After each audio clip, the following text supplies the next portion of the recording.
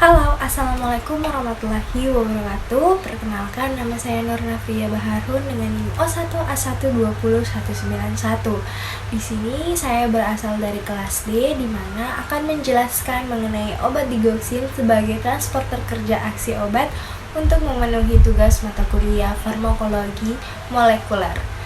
Nah, sebelum kita masuk ke pembahasan materi, mungkin kita terlebih dahulu mengetahui apa sih itu transporter. Nah, transporter merupakan protein transmembran yang penting dalam proses masuk dan keluarnya ion atau molekul sel di seluruh protein membran.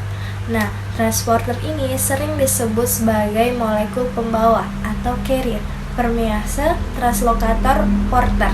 Nah, adapun letak transporter itu terdapat di membran plasma, permukaan mitokondria, dan retikulum endoplasma.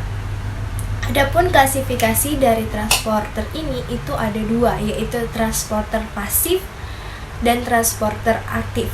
Yang dimana transporter pasif ini itu terbagi menjadi tiga, yaitu symport, antiport, dan uniport.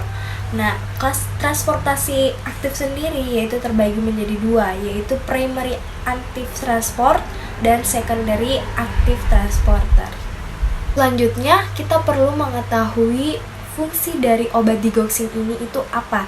Nah, digoxin adalah obat untuk mengatasi gangguan irama jantung atau aritmia, misalnya atrial fibrasi. Selain itu, obat ini juga bisa digunakan untuk menangani gagal jantung. Digoxin tersedia ini dalam bentuk tablet dan suntik. Nah, digoxin merupakan obat glikosida jantung yang bekerja dengan cara mempengaruhi beberapa jenis mineral, yaitu natrium dan kalium di dalam sel-sel jantung. Cara kerja ini itu akan mengurangi beban kerja jantung, membantu mengembalikan irama jantung menjadi normal dan stabil, serta memperkuat detak jantung. Nah, selanjutnya kita masuk ke mekanisme kerja obat digoxin sebagai obat anti aritmia. Nah, digoxin merupakan inhibitor sodium potasium pump yang pada sel miokardium juga terdapat sodium potasium pump atau disebut dengan Na+K+ATPase yang merupakan jenis protein pada sel membran atau transmembran protein yang memfasilitasi ion sodium atau Na+ keluar dari dalam sel yang dibarengi dengan pertukaran masuknya ion potasium K+ masuk ke dalam sel. Dan untuk menjalankan proses ini itu membutuhkan yang namanya energi atau ATP. Nah, sehingga potasium pump ini yang disebut juga potasium sodium ATPase selain membantu menyeimbangkan jumlah sodium dan potasium di dalam tubuh, itu juga menjaga hemostatis di dalam sel. Selain juga itu, dia ini berfungsi sebagai mempertahankan resting membran potensial yang bermuatan negatif. Nah, pada sel membran miokardium terdapat juga sodium kalsium exchanger yang berfungsi untuk memfasilitasi pertukaran antara sodium dan juga kalsium di dalam sel tubuh yang terjadi akibat dari perbedaan konsentrasi kedua ion tersebut.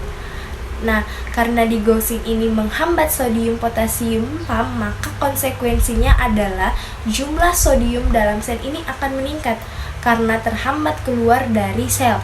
Akibat dari banyaknya sodium di dalam sel, maka sodium ini akan lebih banyak dikeluarkan oleh sodium kalsium exchanger dan menarik lebih banyak kalsium itu masuk ke dalam sel, sehingga akibatnya itu kalsium yang dalam sel ini akan semakin meningkat.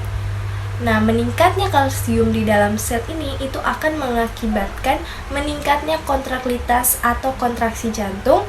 Selain itu, meningkatnya kalsium juga di dalam sel ini itu akan menyebabkan fenomena yang disebut sebagai delay after depolarization, yaitu mekanisme trigger activity yang bisa menginisiasi terjadinya aritmia.